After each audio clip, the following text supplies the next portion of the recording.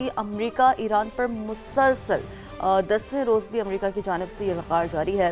جزیرہ قشم و بندر عباس میں دھماکے رپورٹ ہو رہے ہیں۔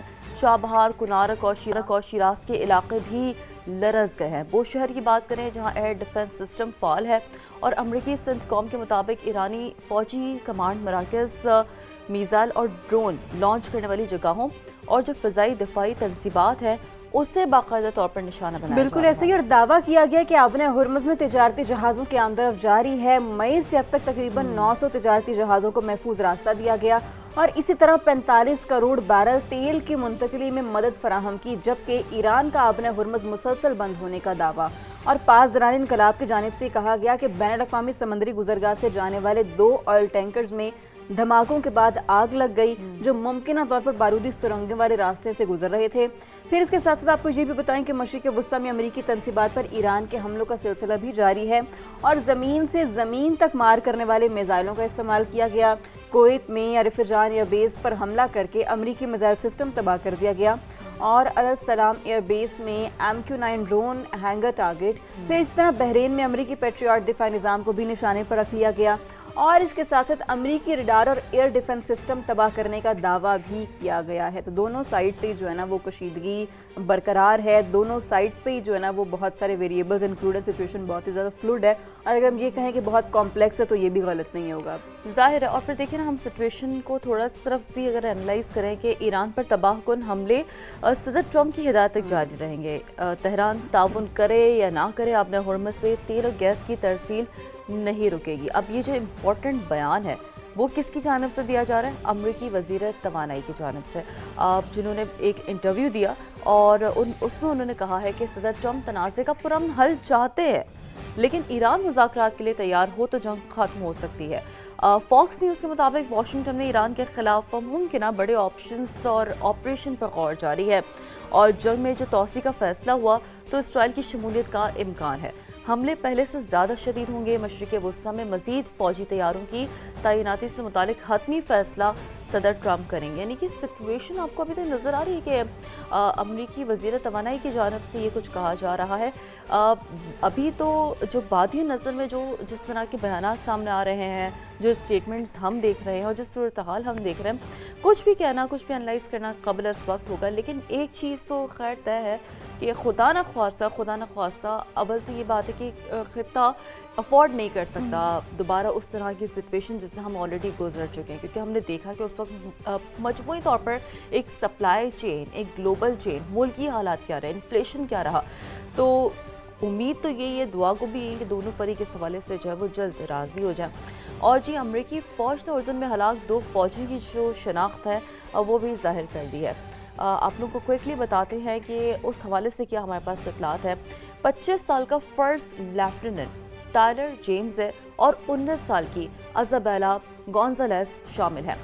رواں ماہ کی اگر بات کریں تو ایران جنگ میں 100 امریکی فوجی زخمی ہوئے اور 96% نے دوبارہ ڈیوٹی جوائن کر لی ہے۔ یعنی کہ یہ ایک بیسکلی ملٹری انگیجمنٹ کے حوالے سے کچھ اسٹیٹس جو سامنے آئے ہیں اور آئی تھنک کہ یہ اٹس ویری کہ ایک طرح سے ایک روٹین کی بات ہوتی ہے کہ جب بھی اس طرح کوئی سچویشن ہوتی ہے تو جس بھی ملک کی فوج وہاں پر انگیج ہوتی ہے تو اس حوالے سے پینٹاگون اپنی رپورٹ باقاعدہ جیسا اگر امریکہ کے بارے میں تو امریکہ کی جانب سے پینٹاگون کی جانب سے رپورٹ جاری کی جس میں انہوں نے یہ بھی لکھا، آپ کو یہ بھی بتائیں کہ آپریشن ایپک فیوری کے دوران 17 امریکی فوجی ہلاک ہوئے ہیں اور 427 زخمی ہوئے ہیں۔ پھر نیو یارک ٹائمز سے اگر بات کریں تو ان کی جانب سے یہ بتایا گیا کہ پینٹاگون نے ایران جنگ میں زخمی درجنوں امریکی فوجیوں کی تفصیلات ظاہر نہیں کی۔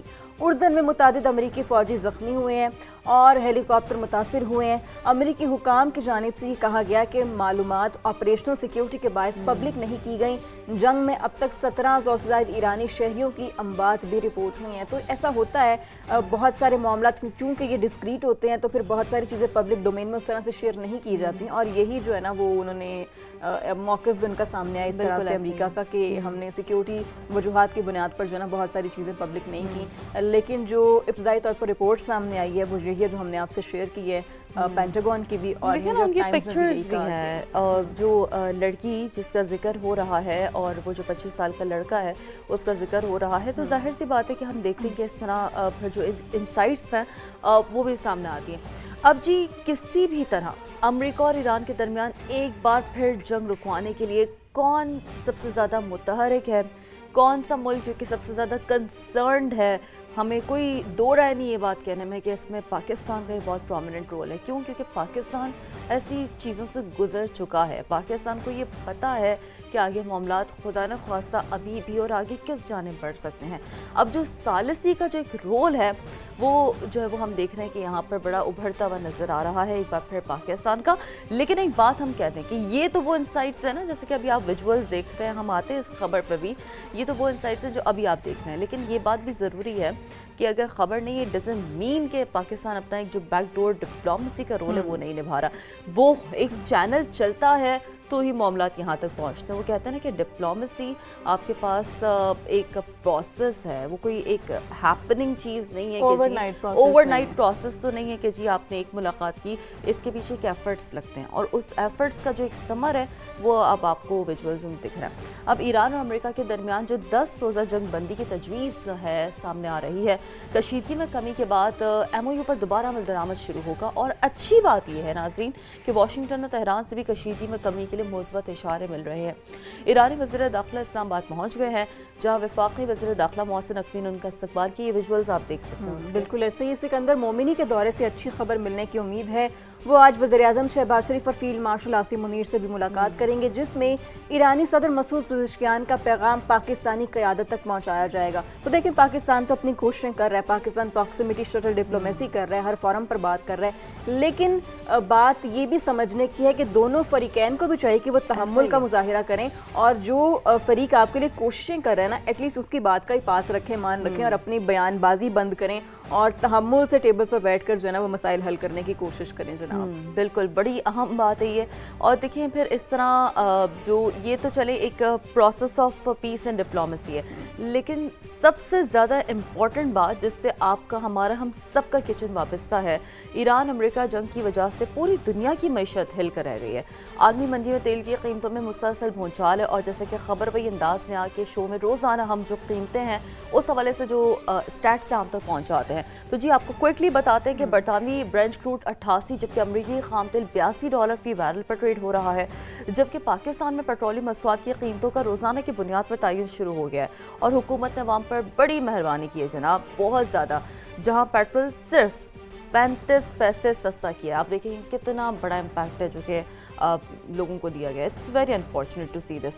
जबकि डीजल ₹5.71 महंगा कर दिया गया है और डीजल की जो नई कीमत है वो ₹360.06 और पेट्रोल की नई कीमत ₹315.80 हो गई है और कीमतें सिर्फ आज तक के लिए है। अब कल क्या होगा कुछ मालूम नहीं, क्योंकि हम तो और अगर कल भी यही कुछ होना है तो फिर बेहतर है कि आप कुछ ना और आज करें। ट्यूसडे है, गालिबन तो ट्यूसडे है राइट। तो